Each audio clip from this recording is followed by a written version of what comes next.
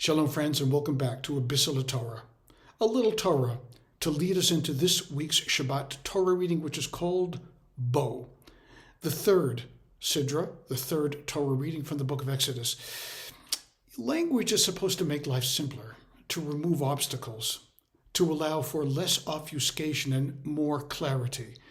But it doesn't always work that way. Sometimes language works against us rather than for us. And I'd like to cite a couple of examples from the first sentence of this week's Torah reading as examples. The first is the word bo, which is usually translated as go. Bo el Pharaoh, go to Pharaoh.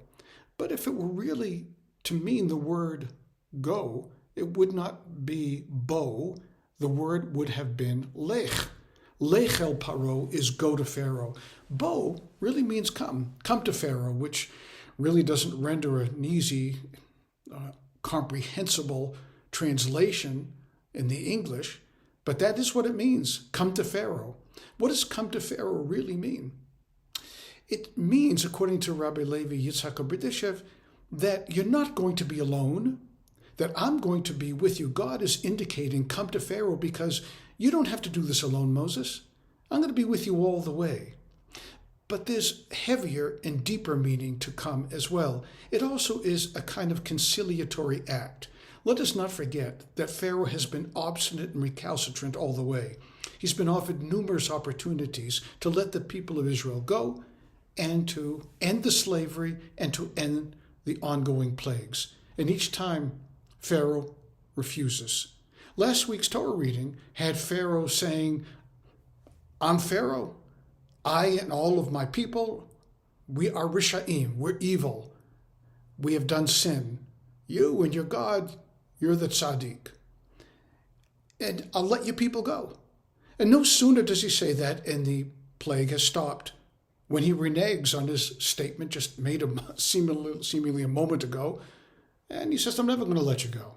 And now we translate ourselves into this week's Torah reading, where it says, come to Pharaoh, which is interesting because wouldn't it be that Moses would be tremendously angry with Pharaoh for letting him down, lying time and again to him, to the people, to God? And yet the word is bo el Pharaoh, go with a sense of conciliatory mindfulness when you approach Pharaoh. Don't go angry, don't go bitter, because that's going to get nowhere. This is supposed to be a dialogue. You say something, he says something, you respond. This is supposed to be a conversation. But if you're going to put him in a corner to begin with, he's going to stay in the corner, he's going to simply strike out at you, which is a very powerful lesson for us when we are angry and bitter and resentful and holding a grudge against another human being. Bo el Pharaoh, go to your nemesis. A, God will be with you. B, do it with a sense of compassion. The second translation problem is in the same line. Ki hichbadati et le Paro v'chol avadah, because I've hardened the heart of Pharaoh and all of his servants. The word hichbadati, the root of that is kaved, which could mean I've made his heart heavy, or it could mean I've given him a sense of honor, like kavod. Rabbi Levi Yitzhak again takes us down this road by saying, you know what? Give him the benefit of the doubt. You don't know what he's dealing with.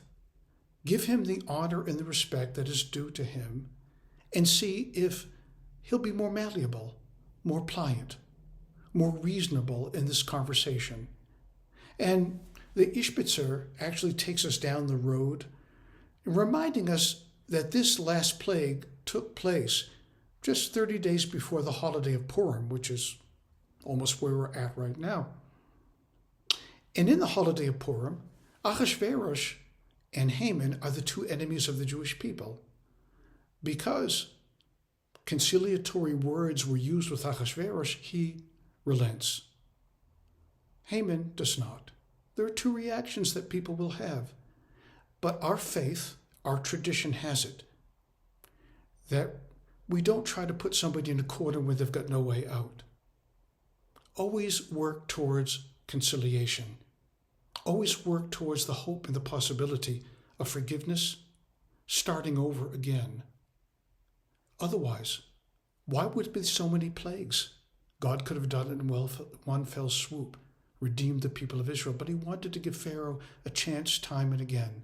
He failed, but everybody deserves the opportunity of turning the page and doing something that we call teshuvah. Return, repentance. I hope we can give that gift to one another. Shabbat Shalom.